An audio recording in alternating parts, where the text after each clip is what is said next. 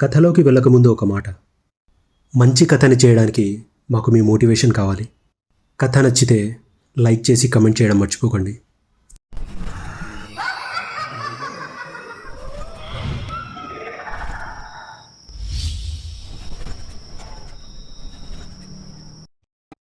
కొంతమంది ముష్టివాళ్ళు ఫుట్పాత్ మీద పడుకొని ఉంటారు.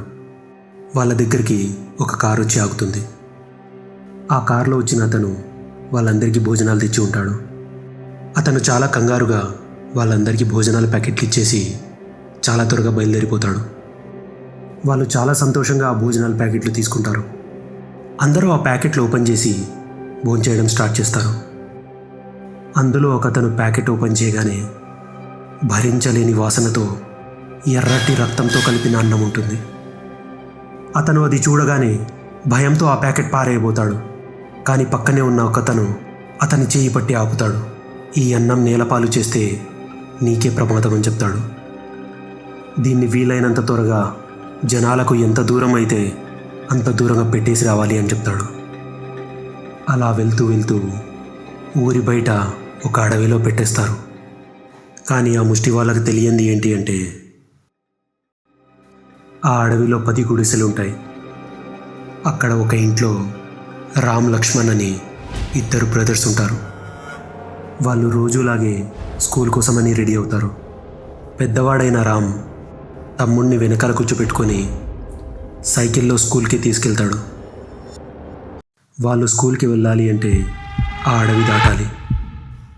లక్ష్మణ్కి ఎక్కువ మాట్లాడే అలవాటు ఉంటుంది. కానీ రామ్ అలా కాదు. చాలా సైలెంట్గా తమ్ముడు మాట్లాడే మాటలన్నీ వింటూ ఉంటాడు. ఆ రోజు స్కూల్కి అని బయలుదేరిన వాళ్ళు ఆ అడవిలో నుంచి వెళ్తూ ఉంటే రామ్ అనుకోకుండా ఆ ప్యాకెట్ని సైకిల్ టైర్తో తొక్కుతాడు.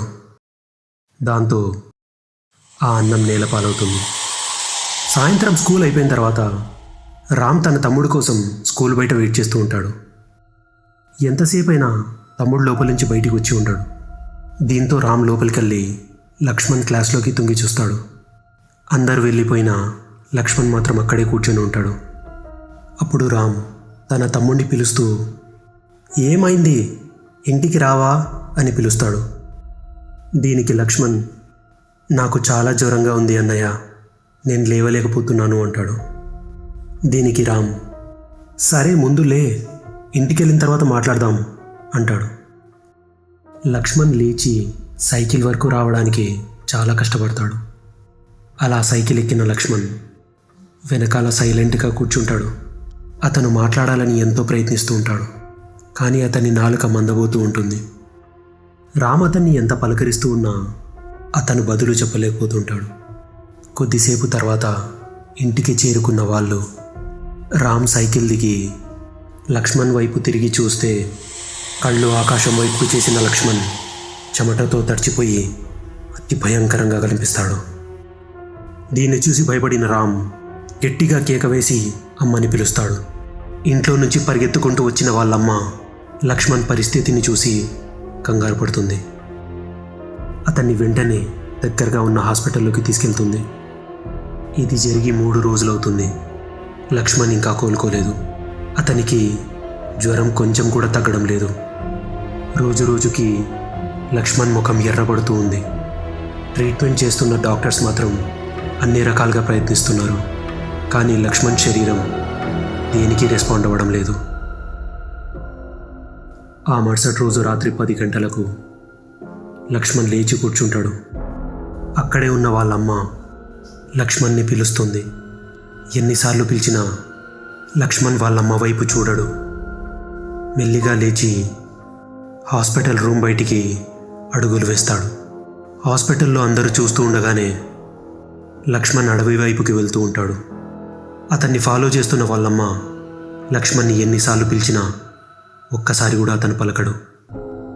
అలా వెళ్తున్న అతన్ని ఒక సాధు తన కర్రతో ఆపుతాడు. సాధు కళ్ళల్లోకి చూసిన లక్ష్మణ్ అతన్ని తోసుకొని ముందుకు వెళ్ళడం మొదలు పెడతాడు. అలా వెళ్తున్న లక్ష్మణ్ దూరంగా అడవిలో కూర్చొని ఏడవడం మొదలు పెడతాడు. కొడుకు దగ్గరికి వెళ్ళాలని ప్రయత్నించిన వాళ్ళమ్మను ఆ సాధు ఆపుతాడు. నీ కొడుకుకు ఈరోజు చివరి రోజు, ఎక్కడికి వెళ్తున్నావు? నువ్వు అతనితో వెళ్ళిపోతావా అని అడుగుతాడు. దీంతో వాళ్ళమ్మ, ఏం మాట్లాడుతున్నారు? నా కొడుకుకు చివరి రోజేంటి, ముందు అడ్డు తప్పుకోండి అని అతన్ని తోస్తుంది. అలా ముందుకు వెళ్ళిపోతున్న తన్ను, నీ కొడుకును బతికించుకోవడానికి ఒక మార్గం ఉంది అని చెప్తాడు.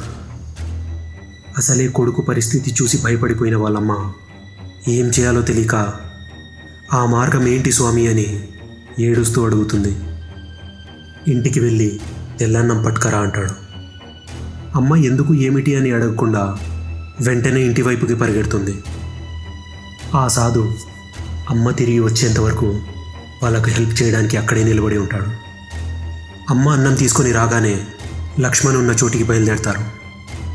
అక్కడ చూస్తే లక్ష్మణ్ ఏడ్చి ఏడ్చి స్పృహ తప్పి పడిపోయి ఉంటాడు. అతని నోట్లో నుంచి కారుతున్న రక్తం ఆ అన్నంలో కలుపుతారు. దాన్ని ఒక ఎర్రటి గుడ్డతో కడతారు. మళ్ళీ దాన్ని పసుపచ్చ గుడ్డతో కడతారు. అలా కట్టిన ఆ అన్నంని ఆ సాధువు చెట్టు పైకెక్కి ఎవరికీ అందకుండా ఎవరికీ కనిపించకుండా ఒక కొమ్మకి కడతాడు. అప్పుడు లక్ష్మణ్ని ఇంటికి తీసుకెళ్ళిపోతారు.